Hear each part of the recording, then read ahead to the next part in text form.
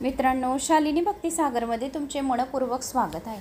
तर मित्रांनो, आज आपण या व्हिडिओच्या माध्यमाने ऐकणार आहोत अर्जुन विषाद योग अध्याय भागवत-गीतेचा पहिला मराठीत भाषांतर। श्री गणेशाय नमो नमः। कोणी चॅनलला नवीन आलं असेल तर लाल बटनवर सबस्क्राईब करा, ऑलवर क्लिक करा, जास्तीत जास्त जणांना शेअर करा। कुठून कोणत्या गावावरून तुम्ही माझा हा व्हिडिओ ऐकत आहोत, आपल्या गावाची कमेंट्स जशी करता आहोत तशीच करा। श्री गणेशाय नमो नमः। भगवद्गीता किंवा देवाचे गीत महाभारताचे महाकाव्य। युद्धाच्या उंबरठ्यावर भगवान श्रीकृष्णाने अर्जुनाला प्रकट केले। कुरुक्षेत्राच्या रणांगणावर कौरव आणि पांडव या दोन चुलत भावांमधील निर्णायक युद्ध सुरू होणार होते। एवढ्या मोठ्या युद्धाला कारणीभूत ठरलेल्या कारणांची तपशीलवार माहिती प्रस्तावना अंतर्गत दिलेली आहे भगवद्गीतेची मांडणी। भगवद्गीता ही प्रामुख्याने भगवान श्रीकृष्ण आणि अर्जुन यांच्यातील संभाषण आहे। तथापि पहिला अध्याय राजा धृतराष्ट्र आणि त्यांचा मंत्री संजय यांच्यातील संवाद सुरू होतो। धृतराष्ट्र आंधळा असल्याने हस्तिनापुरातील आपला महाल सोडू शकला नाही, पण रणांगणातील चालढकल जाणून घेण्यासाठी तो उत्सुक होता। संजय हे महाभारत आणि अनेक युद्ध धर्मग्रंथाचे लेखक ऋषिवेद व्यास यांचे शिष्य होते। ऋषिवेद व्यास यांच्याकडे दूरच्या ठिकाणी घडणाऱ्या घटना पाहण्याची ऐकण्याची गूढ क्षमता दृष्टी होती। त्यांनी संजयला दूरदृष्टीची चमत्कारिक शक्ती बहाल केली होती, म्हणून संजय कुरुक्षेत्राच्या रणांगणावर काय घडले ते पाहू आणि ऐकू शकला आणि राजा धृतराष्ट्राला त्याच्या राजवाड्यात असतानाही संपूर्ण माहिती कुरुक्षेत्राची संजयने दिली होती, कारण संजयला दूरदृष्टीची चमत्कारिक शक्ती होती। कारण संजयला दूरदृष्टी बघण्याची पण आणि ऐकण्याची बी असा एक त्यांना आशीर्वाद होता, म्हणून त्यांनी धृतराष्ट्राने राजवाड्यात असताना सुद्धा संपूर्ण काही संजयकडून ऐकले। धृतराष्ट्र म्हणाले, हे संजय, कुरुक्षेत्राच्या पवित्र मैदानावर एकत्र येऊन युद्धाची इच्छा बाळगून माझ्या मुलांनी आणि पांडूच्या मुलांनी काय केले ते सांग। तेव्हा संजय म्हणाले, पांडव सैन्याच्या रचनेत उभे असल्याचे पाहून राजा दुर्योधन आपले शिष्य द्रोणाचार्य यांच्याकडे गेला आणि पुढील शब्द म्हणाला। दुर्योधन म्हणाला, आदरणीय गुरुजी, पांडुपुत्राचे पराक्रमी सैन्य पहा। द्रुपदच्या पुत्राने तुमच्याच प्रतिभावाने शिष्याने युद्धासाठी निपुणपणे सज्ज केले आहे। त्याच्या रांगेत युधन, विराट आणि द्रुपद यासारखे अनेक शक्तिशाली योद्धे आहेत। ते शक्तिशाली धनुष्य चालवतात आणि सैन्य पराक्रमात भीम आणि अर्जुन यांचा सन्मान आहे।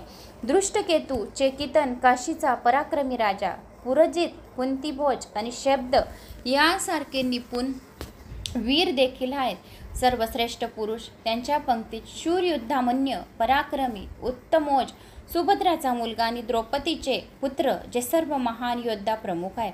हे सर्वोत्कृष्ट ब्राह्मणांनो, आमच्या बाजूच्या प्रमुख सेनापतीबद्दल देखील ऐका, जे विशेष नेतृत्व करण्यास पात्र आहे। हे मी आता तुम्हाला सांगत आहे।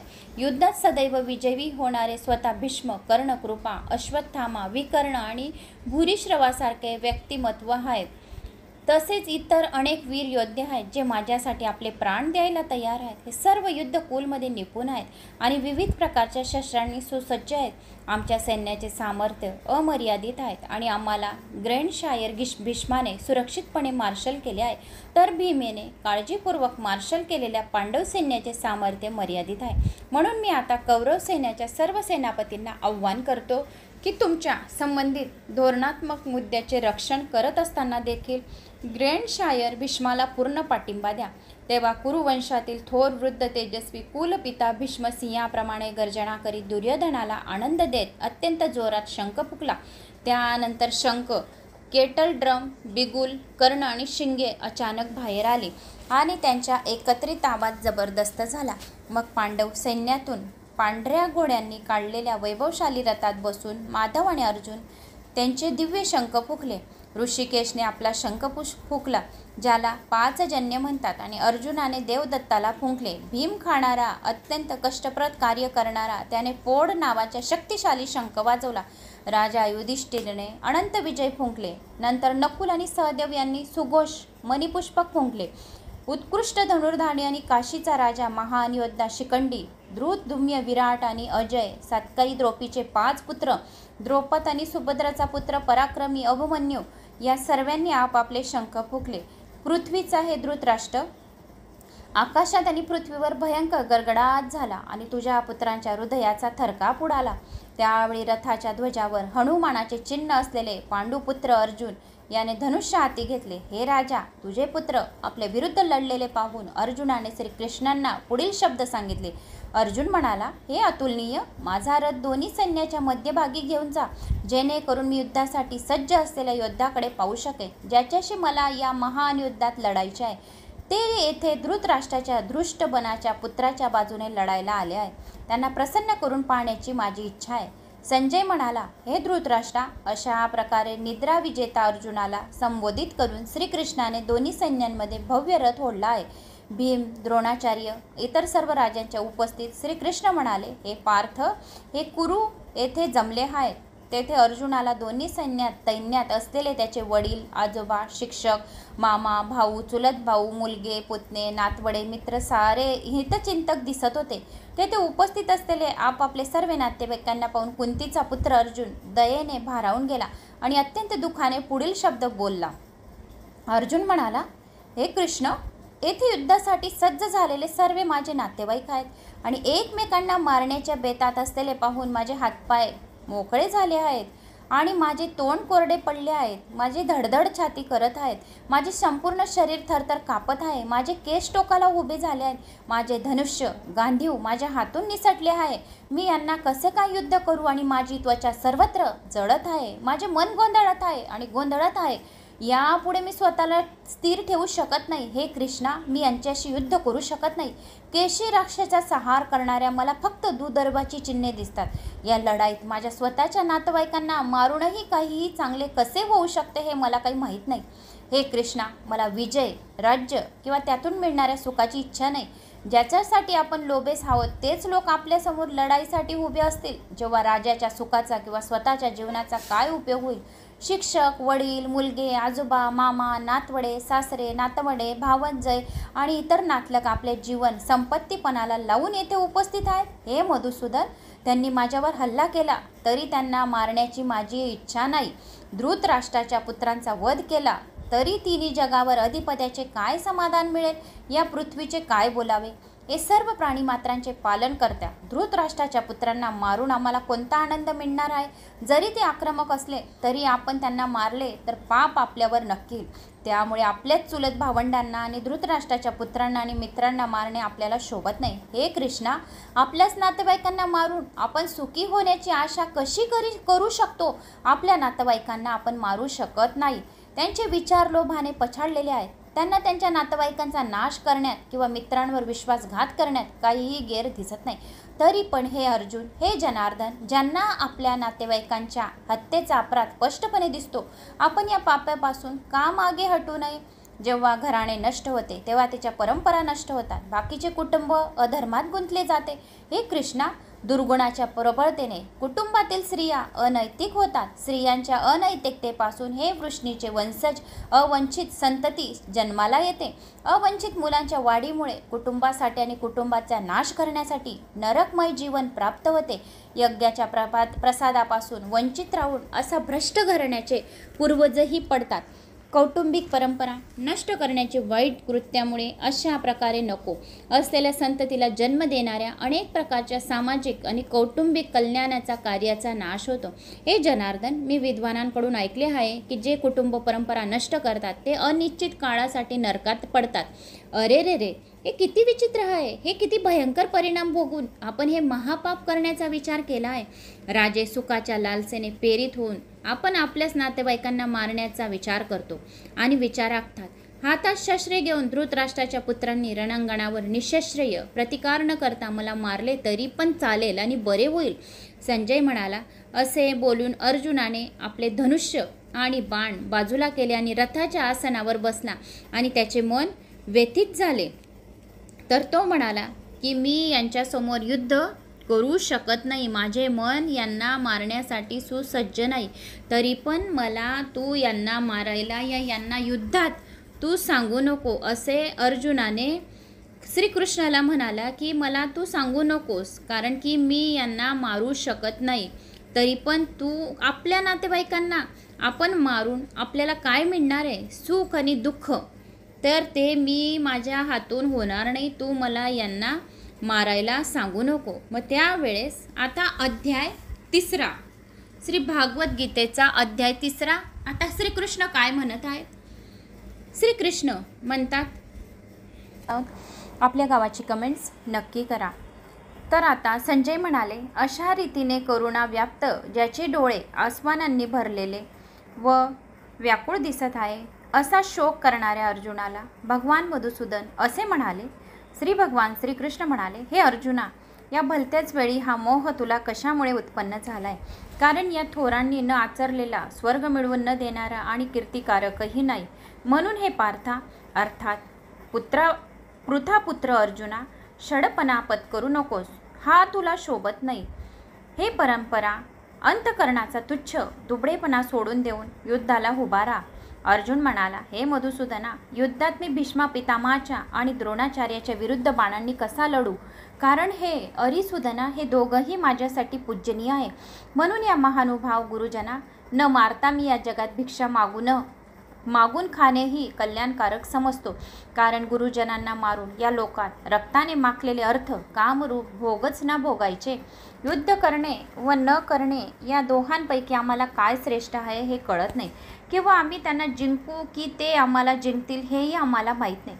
आणि ज्यांना मारून आम्हाला जगण्याची इच्छा नाही तेच आमचे बांधव धृतराष्ट्रपुत्र आमच्या विरुद्ध उभे आहेत. करुणा व्याप्त दैन्यामुळे ज्याचा मूळ स्वभाव नाहीसा झाला आहे व धर्माचा निर्णय करण्याविषयी ज्याची बुद्धी असमर्थ आहे, असा मी तुम्हाला विचारित आहे की हे एक साधन खात्रीने कल्याणकारक आहे ते मला सांगा. कारण मी तुमचा शिष्य आहे, म्हणून तुम्हाला शरण आलेलं मला उपदेश करा. कारण पृथ्वीचे शत्रुरहित व धनधान्य समृद्ध राज्य मिळाले किंवा दैवाचे स्वामित्व जरी मिळाले तरी माझ्या इंद्रियांना शोषून टाकणारा शोक जो दूर करू शकेल असा उपाय मला दिसत नाही. संजय म्हणाले, हे परांतमा राजा, निद्रेवर ताबा असणाऱ्या अर्जुनाने अंतर्यामी श्रीकृष्णांना एवढे बोलून मी युद्ध करणार नाही असे स्पष्टपणे सांगितले व तो गप्प झाला. हे भरतवंशी धृतराष्ट्र महाराज, अंतर्यामी भगवान श्रीकृष्ण दोन्ही सैन्यांच्या मध्यभागी शोक करणाऱ्या त्या अर्जुनाला हसल्यासारखे करून असे म्हणाले. भगवान श्रीकृष्ण म्हणाले, हे अर्जुना, तू ज्याचा शोक करू नये अशा माणसासाठी शोक करतोस आणि विद्वानांसारखे युक्तिवाद करतोस, परंतु ज्याचे प्राण गेले आहे त्याच्यासाठी आणि ज्याचे प्राण गेले नाहीत त्याच्यासाठीही विद्वान माणसे शोक करीत नाही. मी कोणत्याही काळी नव्हतो, तू नव्हतास किंवा हे राजलोक नव्हते असेही नाही, आणि यापुढे आम्ही सर्वजण हसणार नाही असेही नाही. ज्याप्रमाणे जीवात्माला या शरीरात बालपण, तारुण्य आणि वार्धव्य येते त्याचप्रमाणे दुसरे शरीर लगेच मिळते. याविषयी धीर पुरुषांना मोह उत्पन्न होत नाही. हे कुंती पुत्रा, इंद्रियाचे विषयांशी संयोग हे थंडी, उष्णता आणि सुख दुःख देणारे आहे. ते उत्पन्न होतात व नाहीसे होतात, म्हणून अनित्य आहेत. तेव्हा हे भारता, तू हे सहन कर. कारण हे श्रेष्ठ पुरुषा, सुख दुःख समान मानणाऱ्या ज्या धीर पुरुषाला हे इंद्रियाच्या विषयांशी संयोग व्याकुळ करत नाही तो मोक्षाला योग्य ठरतो. अस्तवस्तूला अस्तित्व नाही आणि सत्वस्तूचा अभाव नसतो. अशा रीतीने या दोघांचे सत्य स्वरूप तत्वज्ञानी पुरुषांनी पाहिले आहे. ज्याने हे सर्व जग दिसणाऱ्या सर्व वस्तू व्यापल्या आहेत त्यांचा नाश नाही, हे तू लक्षात ठेव. त्या अविनाशा नाश कोणीही करू शकत नाही. हे नाशरहित मोजता न येणाऱ्या नित्य स्वरूप जीवात्म्याचीही शरीर नाशवंत आहेत असे म्हटले गेले आहे. म्हणून हे भरतवर्षी अर्जुना, तू युद्ध कर. जो या आत्म्याला मारणारा समजतो तसंच जो हा आत्मा मेला असे मानतो ते दोघंही अज्ञानी आहेत. कारण हा आत्मा वास्तविक पाहता कोणाला मारित नाही आणि कोणाकडून मारला जात नाही. हा आत्मा कधीही जन्मत नाही आणि मरतही नाही. तसाच हा एकदा उत्पन्न झाल्यावर पुन्हा उत्पन्न होणारा नाही. कारण हा जन्म नसलेला नित्य, सनातन आणि प्राचीन आहे. शरीर मारले गेले तरी आत्मा मारला जात नाही. हे पार्था, जो पुरुष हा आत्मा नाशरहित, नित्य न जन्मणारा आणि न बदलणारा आहे हे जाणतो, तो कोणाला कसा ठार करविल या कोणाला कसा ठार करेल. ज्याप्रमाणे माणूस जुनी वस्त्र टाकून देऊन नवीन वस्त्र घेतो त्याप्रमाणे जीवात्मा जुनी शरीरे टाकून दुसऱ्या नवीन शरीरात प्रवेश करतात. या आत्म्याला शस्त्रे कापू शकत नाही, विस्तव जाळू शकत नाही, पाणी भिजवू शकत नाही आणि वारा वाळवू शकत नाही. कारण हा आत्मा कापता न येणारा, जाळता न येणारा, भिजवता न येणारा, निसंशय वाळवता न येणारा आहे. तसेच हा आत्मा नित्य सर्वव्यापी, अचल, स्थिर राहणारा आहे आणि सनातन आहे. हा आत्मा अव्यक्त आहे, अचिंत्य आहे आणि विकाररहित आहे असे म्हटले जाते. म्हणून हे अर्जुना, हा आत्म्यावर सांगितल्याप्रमाणे आहे. हे लक्षात घेऊन तू शोक करणे योग्य नाही. परंतु जर तू आत्मा नेहमी जन्माला येणारा व नेहमी मरणारा आहे असे मानत असशील तरी सुद्धा हे महाभावो, तू अशा रीतीने शोक करणे योग्य नाही. कारण असे मानल्यास त्यानुसार जन्मास आलेल्या मृत्यू निश्चिंत आहे आणि मेलेल्या जन्माला निश्चिंत आहे. म्हणून या उपाय नसलेल्या गोष्टीविषयी तू शोक करणे योग्य नाही. हे अर्जुना, सर्व प्राणी जन्मापूर्वी अप्रकट असतात आणि मेल्यानंतर अप्रकटही होणार असतात. फक्त मध्ये प्रकट असतात. अशा स्थितीत शोक कसला करायचा? एकदा महापुरुष या आत्म्याला आश्रयाप्रमाणे पाहतो आणि तसा दुसरा एखादा महापुरुष या तत्वाच्या आश्रयाप्रमाणे वर्णन करतो. तसेच आणखी एखादा अधिकारी पुरुषच याच्याविषयी आश्रयाप्रमाणे ऐकतो आणि कोणी तर ऐकूनही याला जाणत नाही. हा अर्जुना, आत्मा सर्वांच्या शरीरात नेहमीच अव्यग्य असतो. म्हणून हे सर्व प्राण्यांच्या बाबतीत तू शोक करणे योग्य नाही. तसेच स्वतःचा धर्म लक्षात घेऊनही तू भीता कामा नये. कारण क्षत्रियाला धर्माला अनुसरून असलेल्या युद्धाहून दुसरे कोणतेही कल्याणकारक कर्तव्य नाही. हे पार्था, आपाप सामोर आलेले उघडलेले स्वर्गाचे द्वारच आहे. असे युद्ध भागवान क्षत्रियांनाच लाभते. परंतु जर तू हे धर्मयुक्त युद्ध केले नाहीस तर स्वधर्म आणि कीर्ती गमावून पापाला जवळ करशील. तसेच सर्व लोक तुझी चिरकाल अपकीर्ती सांगत राहतील आणि सन्माननीय पुरुषाला अपकीर्ती मरणाहूनही दुःसह्य वाटते. शिवाय ज्याच्या दृष्टीने तू आधी अतिशय आदरणीय होतोस त्याच्या दृष्टीने आता तुच्छ ठरशील. हे महारथी, लोक तू भिवून युद्धात काढता पाप घेतला असेल असे मानतील. तुझे शत्रू तुझ्या सामर्थ्याची निंदा करतील, तुला पुष्कळसे नको नको बोलतील. याहून अधिक दुःखदायक काय असणार आहेत? युद्धात तू मारला गेलास तर स्वर्गाला जाशील अथवा युद्धात जिंकलेस तर पृथ्वीचे राज्य भोगशील. म्हणून हे कुंतीपुत्र अर्जुना, या युद्धाचा निश्चय करून उभा राहा. जय पराजय, फायदा तोटा आणि सुख दुःख समान मानून युद्धाला तयार हो. अशा रीतीने युद्ध केलेस तर तुला पाप लागणार नाही. हे पार्था, हा विचार तुला ज्ञानयोगाच्या संदर्भात सांगितला आणि आता कर्मयोगाविषयी ऐक. ज्या बुद्धीने युक्त झाला आणि कर्माचे बंधन चांगल्या प्रकारे तोडून टाकशील, या कर्मयोगात आरंभाचा अर्थात बीजाचा नाश नाही आणि उलट फळरूपी दोषही नाही. इतकेच नव्हे तर या कर्मयोग रूप धर्माचे थोडेसेही साधन जन्म मृत्यू रूप मोठ्या भयापासून रक्षण करते. हे अर्जुना, या कर्मयोगात निश्चयात्मक बुद्धी एकच असते, परंतु अस्थिर विचार करणारा अविचारी कामनायुक्त माणसाच्या बुद्धी खात्रीने पुष्कळ फाटे फुटलेले व असंख्य असतात. हे पार्था, जे भोगात रमलेले असतात, कर्मफलाची स्तुती करणाऱ्या वेद वाक्यांची ज्यांना आवड आहे, ज्यांच्या मते स्वर्ग ही श्रेष्ठ मिळवण्याजोगी वस्तू आहे, स्वर्गाहून श्रेष्ठ दुसरी कोणतीही गोष्ट नाही, असे जे सांगतात ते अविवेकी लोक अशा प्रकारचे पुष्पित म्हणून दिखाऊ शोभायुक्त भाषा बोलत असतात. त्यांची ही भाषा जन्मरूप कर्मफळ देणारी तसेच भोग व ऐश्वर्य मिळवण्यासाठी अनेक प्रकारच्या क्रियांचे वर्णन करणारी असते. या भाषेने ज्यांचे अंतःकरण आकृष्ट करून घेतलेले आहे, जे भोग व ऐश्वर्यात अत्यंत आसक्त आहे, अशा पुरुषांची परमात्म्याविषयी निश्चय बुद्धी असत नाही. हे अर्जुना, वेदवर सांगितल्याप्रमाणे तिन्ही गुणांचे कार्य असणारे भोग आणि त्यांचे साधने सांगणारे आहेत. म्हणून तू ते भोग व त्यांच्या साधनांच्या बाबतीत आसक्ती बाळगू नकोस. तसेच सुख दुःखांदी द्वंद्वानी रहित नित्य वस्तू असणाऱ्या परमात्म्या स्थित योगक्षेमाची इच्छा न बाळगणारा आणि अंतःकरणाला ताब्यात ठेवणारा हो.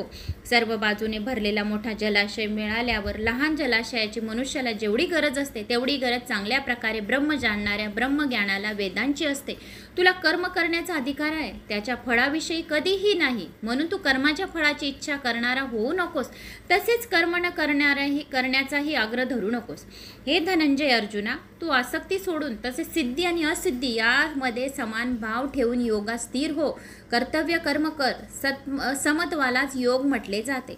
या समतत्वरूप बुद्धियोगापेक्षा सकाम कर्म अत्यंत तुच्छ आहे. म्हणून हे धनंजय अर्जुना, तू समबुद्धीत रक्षणाचा उपाय शोध, म्हणजे बुद्धियोगाचा आश्रय घे. कारण फळाची इच्छा बाळगणारे अत्यंत दीन असतात. समबुद्धीचा पुरुष पुण्य व पाप या दोघांचाही याच जगात त्याग करतो, अर्थात त्यापासून मुक्त असतो. म्हणून तू समत्वरूप योगाला चिकटून राहा. हा समत्वरूप योगच कर्मातील कौशल्य आहे. म्हणूनच कर्मबंधनातून सुटण्याचा उपाय आहे. कारण समबुद्धीतेने युक्त असलेले ज्ञानी लोक कर्मापासून उत्पन्न होण्याचा फळाचा त्याग करून जन्मरूप बंधनापासून मुक्त होऊन निर्विकार परमपदाला प्राप्त होतात. तेव्हा तुझी बुद्धी मोहरूपी चिखल्याला पूर्णपणे पार करून जाईल. तेव्हा तू ऐकलेला व ऐकण्यासारख्या इह परलोकातील सर्व भोगांपासून विरक्त होशील.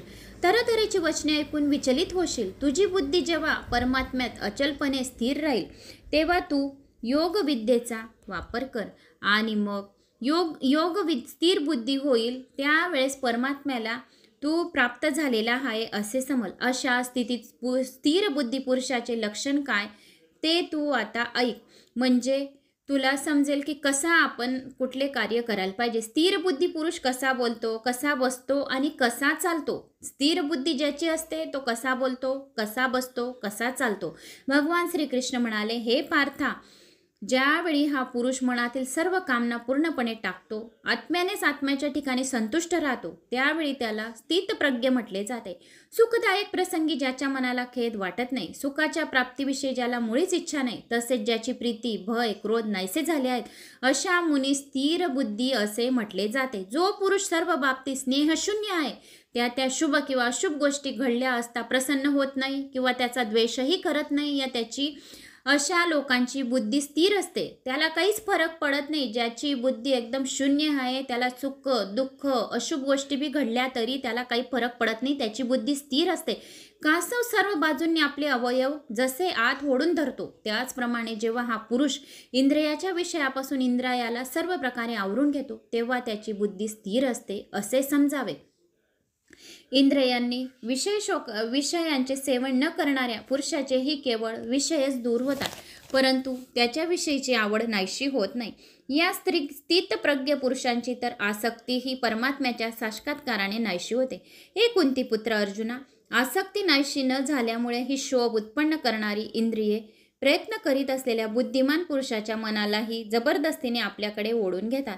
म्हणून साधकाने त्या सर्व इंद्रियांना ताब्यात ठेवून चित्त स्थिर करून मनाला माझाच आधार घेऊन ध्यान बसावे. कारण इंद्रिये ज्या पुरुषाच्या ताब्यात असतात त्याची बुद्धी स्थिर होते.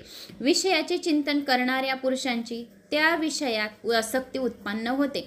आसक्तीमुळे त्या विषयाची कामना उत्पन्न होते. कामना पूर्ण झाल्या नाहीत की क्रोध म्हणजे राग येतो. रागामुळे अत्यंत मूढता येते, अर्थात अविचार उत्पन्न होतो. मूढतेमुळे स्मरणशक्ती नष्ट होते. स्मरणशक्ती भ्रष्ट झाली की बुद्धीचा म्हणजे ज्ञानशक्तीचा नाश होतो आणि बुद्धीचा नाश झाल्यामुळे माणसाचा अधपाद होतो. परंतु अंतःकरण ताब्यात जर ठेवले असता आपल्या ताब्यात ठेवलेले राग, द्वेष रहित इंद्रियांनी काम, क्रोध, मदमत्सव व अहंकार विषयांचा उपभोग घेत असूनही अंतःकरणाची प्रसन्नता प्राप्त करून घेतो. अंतःकरण प्रसन्न असल्यामुळे त्याची सर्व दुःखे नाहीशी होतात आणि त्या चित्त प्रसन्न असलेल्या कर्मयोग्याची बुद्धी तत्काळ सर्व गोष्टींपासून निवृत्त होऊन एक परमात्म्यामध्येच उत्तम प्रकारे स्थिर होते. मन आणि इंद्रिय न जिंकणाऱ्या मनुष्याच्या ठिकाणी निश्चयात्मक बुद्धी नसते. अशा अयुक्त मनुष्याच्या अंतःकरणात अस्तित्व भावही नसतो. तसेच भावशून्य माणसाला शांती मिळत नाही. मग शांती नसलेल्या माणसाला सुख कुठून मिळणार? कारण ज्याप्रमाणे पाण्यात चालणाऱ्या नावेला वारा वाहून नेतो, त्याचप्रमाणे विषयात वावरणाऱ्या इंद्रियापैकी मन ज्या इंद्रियाबरोबर राहते ते एकच इंद्रिय या अयुक्त पुरुषाची बुद्धी हिरावून घेतो. म्हणून हे महाभाव, ज्याची इंद्रियाच्या विषयापासून सर्व प्रकारे आवरून धरलेली असतात, त्याची बुद्धी स्थिर असते. सर्व प्राण्यांच्या दृष्टीने जी रात्रसारखी असते, अशा नित्य ज्ञान स्वरूप परमानंदाच्या प्राप्तीत स्थिर प्रज्ञ योगी जागतो. आणि ज्या नाशवंत सांसारिक सुखाच्या प्राप्तीत सर्व प्राणी जगतात, ती परमात्मा तत्व जाणणाऱ्या मुनींसाठी रात्रीसारखी असते. ज्याप्रमाणे निरनिराळ्या नदींचे पाणी सर्व बाजूंनी भरलेल्या व स्थिर असलेल्या समुद्रात त्याला विचलित न करताही सामावून जाते, त्याचप्रमाणे सर्व भोग ज्या स्थिर प्रज्ञ पुरुषांमध्ये कोणत्याही प्रकारचा विकार उत्पन्न करतात सामावून जातात. तोच पुरुष परमशांतीला प्राप्त होतो. भोगाची इच्छा करणारा नव्हे. जो पुरुष सर्व कामनांचा त्याग करून ममता, अहंकार आणि इच्छा टाकून राहत असतो, त्याला शांती मिळते. हे पार्था, ब्रह्माला प्राप्त झालेल्या पुरुषाची ही स्थिती आहे. ही प्राप्त झाल्याने योगी कधीही मोहित होत नाही आणि अंतकाळ ही ब्राह्मी स्थिर होऊन ब्रह्मानंद मिळवतो. तसे भागवद्गीताचे मराठीत भाषांतर मी तुम्हाला दुसऱ्या अध्यायाचे सांगितले आहे. तर मित्रांनो, मला अशी आशा आहे की तुम्हाला हे भागवद्गीतेचा दुसरा अध्याय मराठीत भाषांतर आवडला असेल. आवडल्यास एक लाईक करा, चॅनलला सबस्क्राईब करा. कुठून कोणत्या गावाहून माझा हा व्हिडिओ ऐकत आहोत आपल्या गावाची कमेंट्स नक्की करा. तर मित्रांनो, आता आपण भागवद्गीतेतला तिसऱ्या अध्यायाला सुरुवात करणार आहोत. तर श्रीकृष्ण काय म्हणतो अर्जुनाला? अर्जुन म्हणतो की मला माझ्या नातेवाईकांना मारायची इच्छा नाही आहे, मला सुखाची पण इच्छा नाही आहे. त्यावर श्रीकृष्णाने उत्तर दिले, या अध्यायात कर्मयोग किंवा कर्मयोगाचे वर्णन करतात. तो अर्जुनाला समजावून सांगतो की कोणीही क्षणभरही कृतीशिवाय राहू शकत नाही. निसर्गाच्या त्याच्या अंगभूत पद्धतीने बांधलेले सर्व प्राणी नेहमी कोणत्या ना कोणत्या कामात गुंतलेले असतात. श्रेष्ठ ते आहेत जे कर्मयोग साधतात आणि बाहेरून आणि आपल्या जबाबदाऱ्या पार पाडण्यासाठी तत्परतेने कार्य करत असतात, परंतु याच्या व्यतिरिक्त त्यांच्याशी अटळ असतात. तथापि ढोंगी त्याग प्रदर्शित करतात, परंतु अंतःकरणपणे त्यांच्या इंद्रियांच्या वस्तूवर वास करतात. श्रीकृष्ण म्हणतात की सर्व जीव हे देवांच्या निर्मितांचा अविभाज्य भाग आहेत आणि त्यांच्या भूमिका आणि जबाबदाऱ्या आहेत. वेदांनी खगोलीय देवतांना प्रसन्न करण्यासाठी यज्ञ करण्याचे सांगितले होते, जे त्या बदल्यात भौतिक लाभ देतात. या यज्ञामुळे पाऊस पडतो, ज्यामुळे पृथ्वीवरील जीवसृष्टींच्या निर्वाहासाठी अन्न धान्य निर्माण होण्यास मदत होते. जे केवळ आपल्या इंद्रियांच्या आनंदासाठी जगतात आणि त्या या चक्रात आपली जबाबदारी स्वीकारत नाहीत, ते पापी आणि व्यर्थ जीवन जगतात. तथापि श्रीकृष्ण म्हणतात की जेव्हा कार्य आणि विहित कर्तव्य भगवंताचे कर्तव्य म्हणून केली जातात, त्यांना यज्ञ देखील मानले जाते. नंतर ते स्पष्ट करतो की इतर मानव जातीप्रमाणे ज्ञानी आत्मे त्यांच्या शारीरिक जबाबदाऱ्या पूर्ण करण्यास बांधील नाहीत.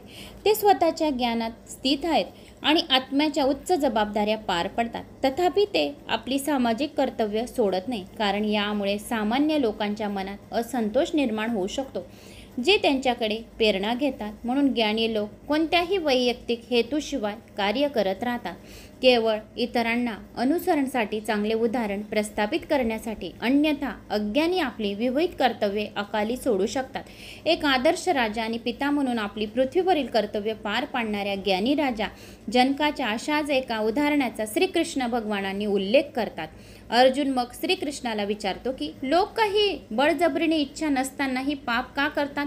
भगवान श्रीकृष्ण स्पष्ट म्हणतात की केवळ वासना हीच पाप आणि सर्व भक्षण करणारा शत्रू आहे. म्हणून वासना करणाऱ्या लोकांनी पाप आणि पाप म्हणजे त्यांच्या हाताने वासना हाच सर्व भक्षण करणारा त्यांचा शत्रू आहे. धुराने झाकलेल्या अग्नीप्रमाणे किंवा धुळीने झाकलेल्या आरसा इच्छा ज्ञानाला आच्छादित करतो, त्याप्रमाणे बुद्धीला भ्रमित होतो. शेवटी श्रीकृष्ण अर्जुनाला सल्ला देतात की इंद्रिये, मन आणि बुद्धी नियंत्रित करून या शत्रूचा वध करू शकतो, जो पापाचा अवतार आहे. अर्जुन म्हणाला, हे जनार्दन, जर तू ज्ञानाला कृतीपेक्षा श्रेष्ठ मानतो तर मला हे भयंकर युद्ध करण्यास का सांगत आहेस? तुझ्या अस्पष्ट उपदेशाने माझी बुद्धी विचलित झाली आहे. कृपया मला निर्णयपूर्वक या निर्णायकपणे एक मार्ग मला सांग, ज्याद्वारे मी सर्वोच्च कल्याण प्राप्त करू शकेन. भगवान म्हणाले, हे पापरहित आत्मज्ञानाकडे नेणारे दोन मार्ग पूर्वी स्पष्ट केले होते. ज्ञानाचा मार्ग चिंतनाकडे झुकला जातो आणि कृतीकडे झुकण्यासाठी कार्याचा मार्ग. नुसते कामाचा त्याग करून कर्माच्या प्रतिक्रियापासून मुक्ती मिळू शकत नाही. केवळ शारीरिक त्याग करून ज्ञानाची पूर्णता प्राप्त होऊ शकते. क्षणभरही कृती केल्याशिवाय राहणारा कोणी नाही. खरंच सर्व प्राणी मात्रांना त्यांच्या भौतिक स्वभावातून 3 गुण जन्मलेल्या त्यांच्या गुणाद्वारे कार्य करण्यास भाग पाडले जातात. जो बाहेरच्या कर्म इंद्रियांना आवर घालतात, मनातील इंद्रिय वस्तूंवर सतत वास करत असतात, ते निश्चयतः स्वतःला भ्रमित करतात आणि त्यांना ढोंगी म्हटले जाते. परंतु हे अर्जुन, जो कर्मयोगी आपल्या ज्ञान इंद्रियावर मनाने नियंत्रण ठेवतात आणि कार्यरत इंद्रियांना आसक्तीशिवाय कार्यात गुंतवून ठेवतात, ते निश्चितही श्रेष्ठ असतात. अशा प्रकारे तुम्ही तुमची विवाहित वैदिक कर्तव्ये पार पाडली पाहिजेत, कारण कृती ही निष्क्रियतेपेक्षा श्रेष्ठ आहे. क्रियतपला बंद करून तुमची शारीरिक देखभाल देखील शक्य होणार नाही. परमभावनाचा यज्ञ म्हणून कार्य केले पाहिजे, अन्यथा कामामुळे भौतिक जगात बंधन येते. म्हणून हे कुंतीपुत्र, भगवंताच्या समाधानासाठी परिणामाशी आसक्त न राहता आपले विवाहित कर्म कर. आणि सृष्टीच्या प्रारंभी ब्रह्मदेवाने कर्तव्यासहित मानवजातीची निर्मिती केली आणि सांगितली, या यज्ञाचा कार्यात प्रगती करा, कारण ते तुम्हाला जे काही साध्य करायचे आहे ते तुम्हाला देईल. तुमच्या यज्ञांनी स्वर्गीय देवता प्रसन्न होतील. मानव स्वर्गीय देवताच्या सहकार्याने सर्वांसाठी महान समृद्धी राज्य करेल. स्वर्गीय देवता त्यांच्या कामाच्या या कामगिरीने संतुष्ट होऊन तुम्हाला जीवनाच्या सर्व आवश्यक गोष्टी प्रदान करतील. पण त्या बदले अर्पण न करता जे त्यांना दिले जाते त्यांचा उपभोग घेणारे खरेच चोर होय. आध्यात्मिक मन असलेले जे प्रथम यज्ञात अर्पण केलेले अन्न खातात ते सर्व प्रकारच्या पापांपासून मुक्त होतात. जे स्वतःच्या अन्नदानासाठी या स्वतःच्या आनंदासाठी अन्न शिजवतात ते खरोखरच पापच खातात. सर्व सजीवांचा उदरनिर्वाह अन्नावर होतो. अन्न पावसामुळे निर्माण होते. त्यांच्या कर्तृत्वाने पाऊस पडतो आणि विविध कर्तव्याने यज्ञ निर्माण होतो. वेदांमध्ये मानवासाठी कर्तव्याचे वर्णन केले आहे आणि वेद हे स्वतः भगवंताने प्रकट केले आहेत. म्हणून सर्वव्यापी परमेश्वर त्यागाच्या कृतीमध्ये सदैव उपस्थित असतो. हे पार्थ, वेदांनी स्थापित केलेल्या त्यागाच्या चक्रात जे आपली जबाबदारी स्वीकारत नाही ते पापी आहेत. ते फक्त त्यांच्या इंद्रियाच्या आनंदासाठी जगतात. त्यांचे जीवन व्यर्थ होय. पण जे स्वतःमध्ये आनंद मानतात, जे प्रकाशमय असतात, आत्म्यात पूर्ण तृप्त असतात, त्यांच्यासाठी कोणतेही कर्तव्य नसते. अशा आत्मसाक्षात्कार झालेल्या आत्म्यांना त्यांचे कर्तव्य पार पाडण्यात किंवा त्यागण्यात काहीही मिळवायचे किंवा गमवायचे नसते. तसेच त्यांना त्यांचे स्वार्थ पूर्ण करण्यासाठी इतर सजीवांवर अवलंबून राहण्याची गरज नाही. म्हणून आसक्तीचा त्याग करून कर्तव्य करून कर्म करा, कारण फळाशी आसक्त न राहता कर्म केल्याने परमात्म्याची प्राप्ती होते. त्याचे विहित कर्तव्य पार पाडून राजा जनक आणि इतरांनी सिद्धी प्राप्त केली होती. जगाच्या भल्यासाठी आदर्श ठेवण्यासाठी तुम्हीही तुमचे कर्तव्य बजावले पाहिजे. महान व्यक्ती जे काही कार्य करतात, सामान्य लोक त्यांचे पालन करतात. ते जे काही मानक ठरवतात ते सर्व जग पाळते. हे पार्थ, लोकांमध्ये माझ्यासाठी कोणतेही कर्तव्य नाही. मला काही मिळवायचे किंवा प्राप्त करायचे नाही, तरीही मी विहित कर्तव्यामध्ये व्यस्त आहे. कारण हे पार्थ, जर मी विहित कर्तव्य काळजीपूर्वक पार पडले नाही तर सर्व माणसे सर्व प्रकारे माझ्या मार्गाचे अनुसरण करतील. जर मी विहित कर्म करणे सोडले तर सर्व जग नष्ट होईल. मी प्रचलित होणाऱ्या महामारीसाठी जबाबदार असेल. त्याद्वारे मानवजातीची शांतता नष्ट होईल. हे भारताच्या वंशजांनो, जसे अज्ञानी लोक परिणामाच्या आसक्तीने आपले कर्तव्य पार पाडतात, त्याचप्रमाणे लोकांना योग्य मार्गावर नेण्यासाठी ज्ञानी माणसांनी आसक्तीशिवाय कार्य केले पाहिजे. ज्ञानी माणसांनी फलदायी कर्माशी संलग्न असलेल्या अज्ञानी लोकांच्या बुद्धीमध्ये विसंवाद निर्माण करू नये. त्यांना काम बंद करण्यास प्रवृत्त करू नये. त्यापेक्षा आपले कर्तव्य ज्ञानरूपाने पार पाडून त्यांनी अज्ञानी लोकांना त्यांचे विहित कर्तव्य करण्याची प्रेरणा द्यावी. सर्व क्रिया भौतिक स्वरूपाच्या 3 पद्धतीने चालते, परंतु अज्ञानात देहाच्या खोट्या ओळखीमुळे भ्रमित झालेला आत्मा स्वतःला कर्ता समजतो. हे पराक्रमी अर्जुन, प्रकाशमान लोक आत्म्याला गुण आणि कर्मापासून वेगळे करतात. त्यांना असे समजते की केवळ गुण इंद्रियाच्या, मनाच्या, इतरांच्या आकाराच्या गुणामध्ये फिरतात, बोधाच्या वस्तूच्या आकारात, आणि त्यामुळे ते त्यांच्या अडकत नाही. जे गुणांच्या कार्याने भ्रमित होतात ते त्यांच्या कृतीच्या परिणामाशी संलग्न होतात. परंतु हे सत्य जाणणाऱ्या शहाण्यांनी अशा अज्ञानी लोकांना अवश्य करू नये, ज्यांना फार कमी माहिती आहे. सर्व कामे मला अर्पण म्हणून करून परम म्हणून माझे सतत ध्यान करा. इच्छा आणि स्वार्थापासून मुक्त राहा आणि मानसिक दुःख दूर करा.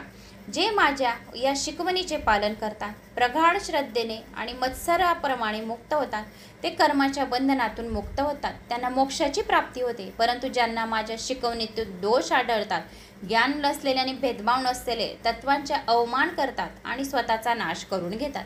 ज्ञानी लोक देखील त्यांच्या स्वभावानुसार वागतात, कारण सर्व प्राणी ज्याच्या त्याच्या स्वभावामुळे नैसर्गिक प्रवृत्ती चालवतात. दडपाशही करून काय मिळणार? इंद्रियांना नैसर्गिकरित्या इंद्रिय वस्तूबद्दल आसक्ती आणि तिरस्काराचा अनुभव येतो, परंतु त्यांच्यावर नियंत्रण ठेवू नका, कारण ते मार्गस्तर आणि शत्रू आहेत. दुसऱ्यांचे विहित कर्तव्य चोखपणे पार पाडण्यापेक्षा स्वतःचे नैसर्गिक विहित कर्तव्य दोषांनी भरलेले असेल तरी ते करणे अधिक चांगले आहे. दुसऱ्यांना शिकवण कधीच देऊ नये. किंबहुना धोक्याने भरलेल्या दुसऱ्यांच्या मार्गावर जाण्यापेक्षा कर्तव्य बजावताना मरणे पत्करले ते सोयीस्कर होईल. अर्जुनाने विचारले, हे कृष्णाच्या वंशजांनो, एखाद्या व्यक्तीला अनिच्छितेने बळजबरीने पापी कृत्य करण्यास प्रवृत्त का केले जाते? परात्पर भगवान म्हणाले, हे एकटी वासना आहे जी उत्कटेच्या संपर्कातून जन्माला येते आणि नंतर क्रोधात रूपांतरित होते. या जगात पापी सर्व भक्षण करणारा शत्रू म्हणून जाणून घ्या.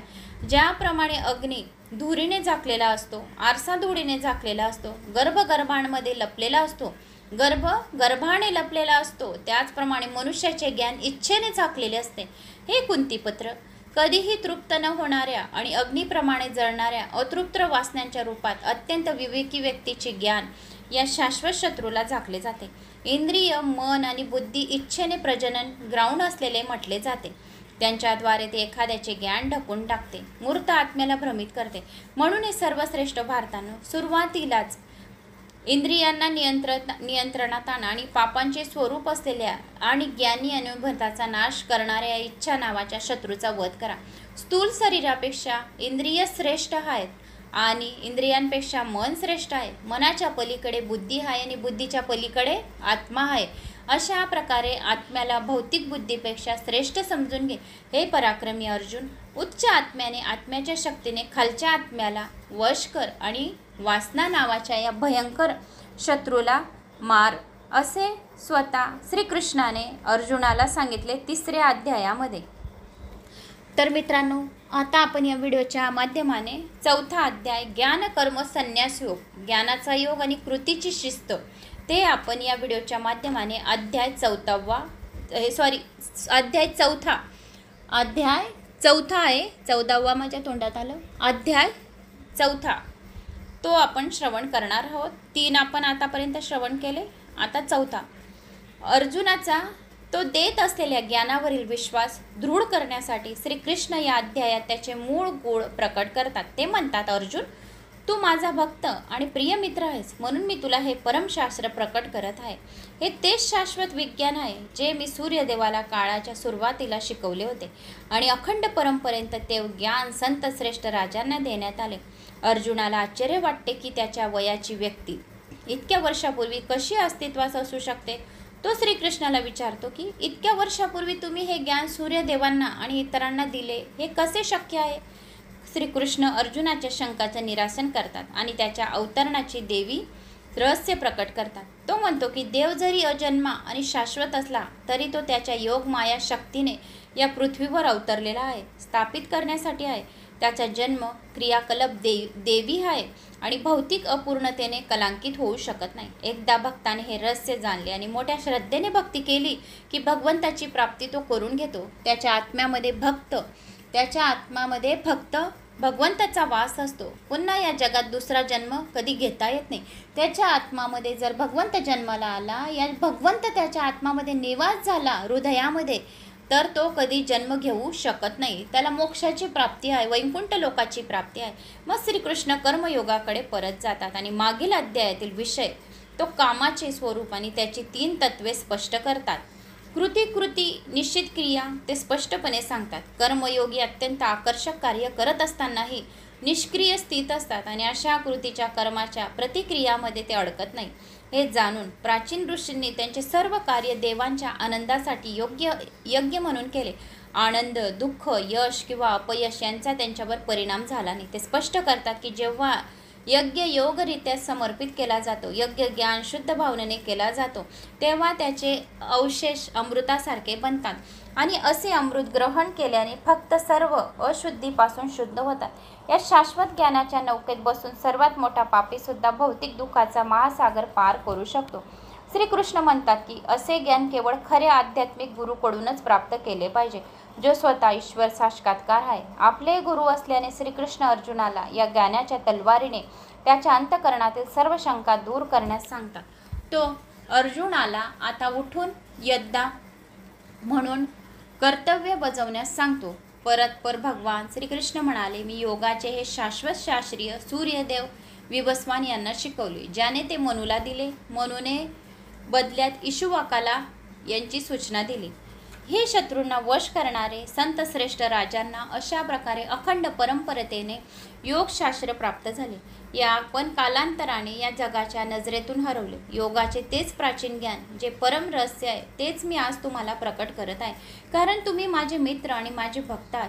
ज्याला हे दिव्य ज्ञान समजू शकते, अर्जुन म्हणाला, ज्याला हे दिव्य ज्ञान समजू शकते, तुझा जन्म विवस्थानंतर झाला आहे. मला हे कसे समजेल की सुरुवातीला तू त्याला हे विज्ञान शिकवले आहेस. परात्पर भगवान म्हणाले, अर्जुन, तुझे आणि माझे दोघांचेही अनेक जन्म झाले आहेत. परतपा, मला ते सर्व आठवत असताना तू त्यांना विसरलास. मला आठवण आहे, आपले खूप जन्म झाले आहेत, पण तू विसरून गेला आहेस. जरी मी अजन्म आहे, पण सर्व प्राणीमात्रांचा स्वामी आहे. माझी अविनाशी स्वभाव आहे, तरी मी योग मायेच्या गुणाने, माझी दैवशक्तीने या जगात प्रकट होतो.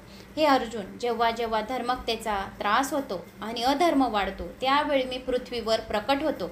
सज्जनांचे रक्षण करण्यासाठी, दुष्टांचा नाश करण्यासाठी, धर्मांची तत्त्वे पुन्हा स्थापित करण्यासाठी मी या पृथ्वीवर अवतरित होतो, युगाने युग प्रकट होतो. हे अर्जुन, ज्यांना माझ्या जन्माचे कार्याचे दैवी समजून गेले, त्यांना देह सोडल्यानंतर पुन्हा जन्म घ्यावा लागणार नाही. ज्यांनी मला ओळखून घेतले, ज्यांनी मला समजून घेतले, त्यांना परत दुसरा जन्म नाही. माझा शाश्वत निवासात राहतात ते.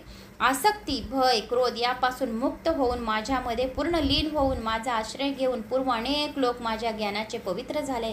अशा प्रकारे त्यांना माझे दिव्य प्रेम प्राप्त झाले आहे.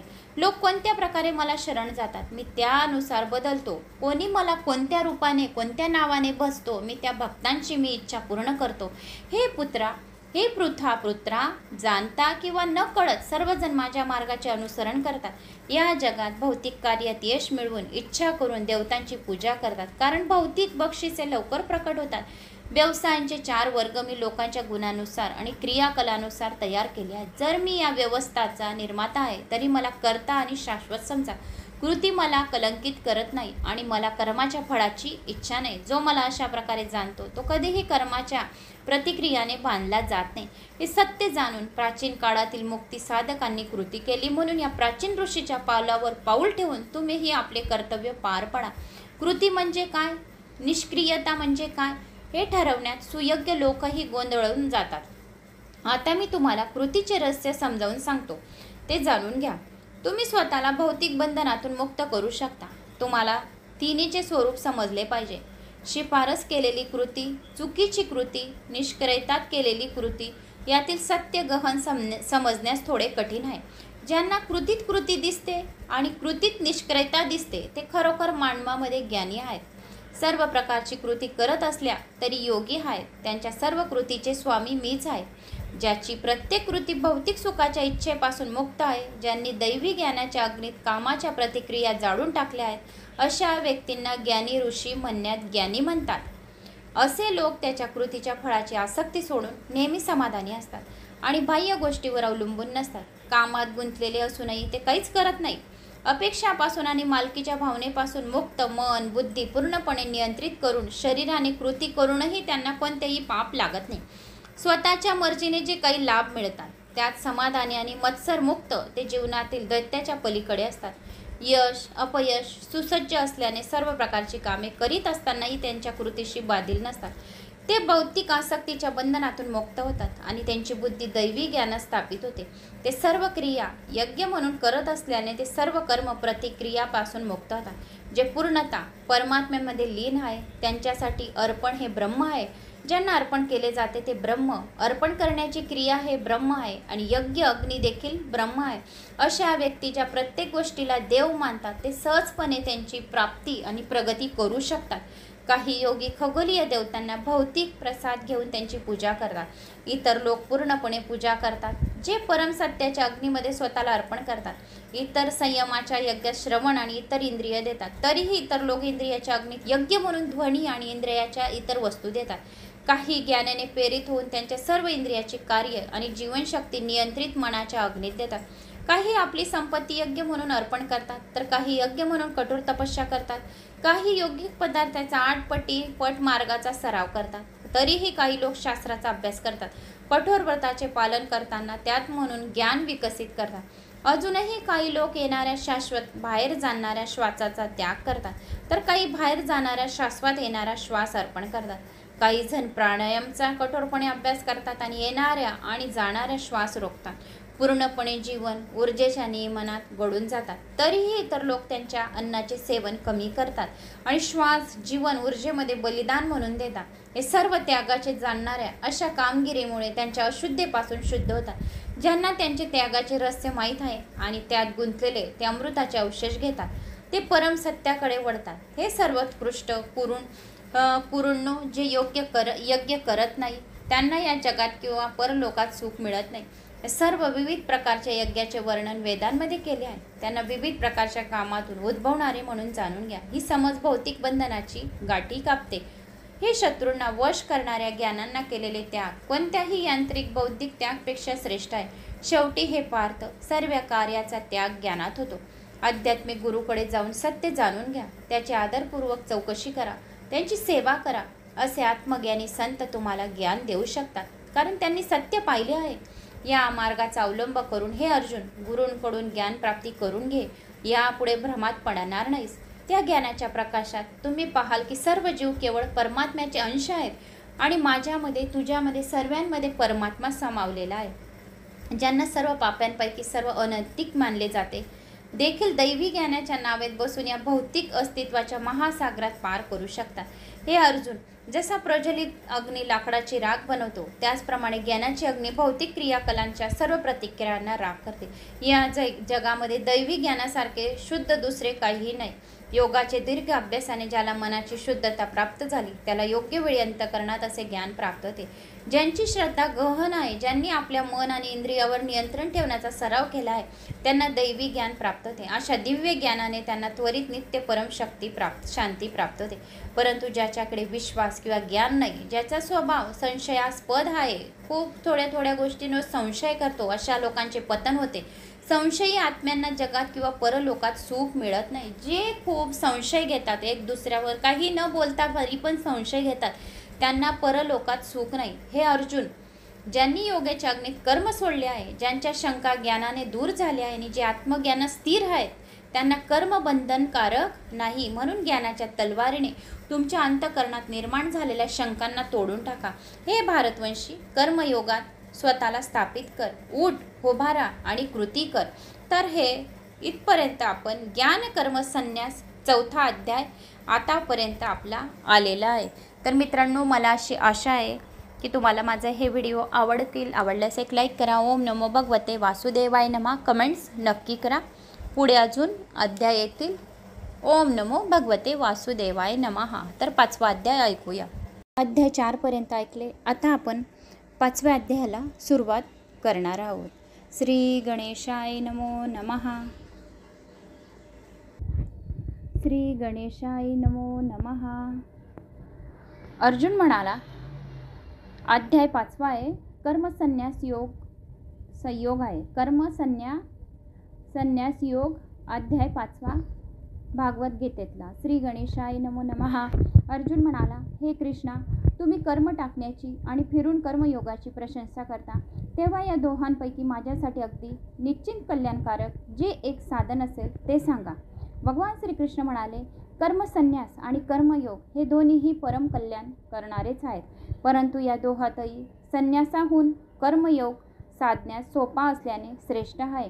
हे महाभाहो अर्जुना, जो मनुष्य कोणाचा द्वेष करीत नाही आणि कशाची अपेक्षा करीत नाही, तो कर्मयोगी नेहमीच संन्यासी समजावा। कारण राग, द्वेष इत्यादी द्वंद्वांनी रहित असलेला मनुष्य सुखाने संसार बंधनातून मुक्त होतो। वर सांगितलेलेच म्हणजे जे काही संन्यास आणि कर्मयोग वेगवेगळी फळे देणारी आहेत असे मूर्ख लोक म्हणतात, पंडित नव्हते। कारण दोहांपैकी एकाच्या ठिकाणाहून दुसरा उत्तम प्रकारे स्थित असलेला मनुष्य दोहांचे फलस्वरूप असलेल्या परमात्म्याला प्राप्त होतो।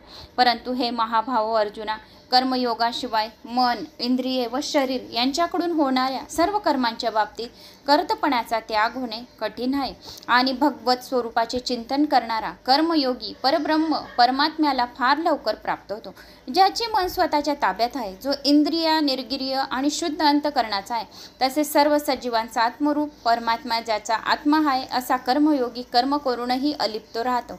साख्ययोगी तत्ववेत्याने पाहत असता, ऐकत असता, स्पर्श करीत असता, वास घेत असता, भोजन करीत असता, चालत असता, झोपत असता, श्वासोश्वास करीत असता, बोलत असता, टाकीत असता, घेत असता, तसेच डोळ्यांनी उघडझाप करीत असतानाही सर्व इंद्रिय आपल्या विषयात वावरत आहे असे समजून निसंशय असे मानावे की मी काहीच करीत नाही. जो पुरुष सर्व कर्म परमात्म्याला अर्पण करून आणि आसक्ती सोडून कर्म करतो तो पुरुष पाण्यातील कमलपत्राप्रमाणे पापाने लिप्त होत नाही. कर्मयोगी ममत्व बुद्धी सोडून केवळ अंतःकरणाच्या शुद्धीसाठी इंद्रिये, मन, बुद्धी आणि शरीर यांच्याद्वारे आसक्ती सोडून कर्म करतात. कर्मयोगी कर्माच्या फळांचा त्याग करून भगवत प्राप्ती रूप शांतीला प्राप्त होतो आणि कामना असलेला पुरुष कामनेच्या पेरणीमुळे फळांत आसक्त होऊन बद्ध होतो.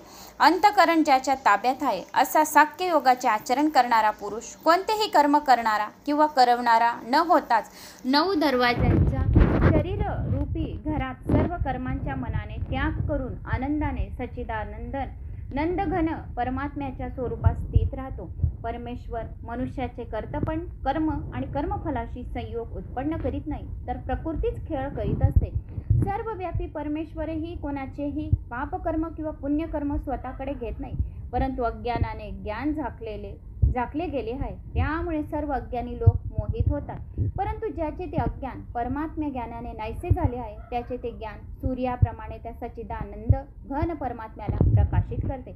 ज्याचे मन व बुद्धी तंद्रूप झालेली आहे आणि सच्चिदानंद घन परमात्म्यातच ज्याचे नित्य ऐक्य झाले आहे असे ईश्वर परायण पुरुष ज्ञानाने पापरहित होऊन परम गतीला प्राप्त होतात. हे ज्ञानी पुरुष विद्या व विनय यांनी युक्त असलेल्या ब्राह्मण, गाय, हत्ती, कुत्रा आणि चांडाळ या सर्वांना समदृष्टीनेच पाहतात. ज्याचे मन समभावात स्थिर झाले आहे त्यांनी या जन्मी संपूर्ण संसार जिंकला, कारण सच्चिदानंद घन परमात्मा निर्दोष आणि सम आहे म्हणून ते सच्चिदानंद घन परमात्म्यातच स्थिर असतात.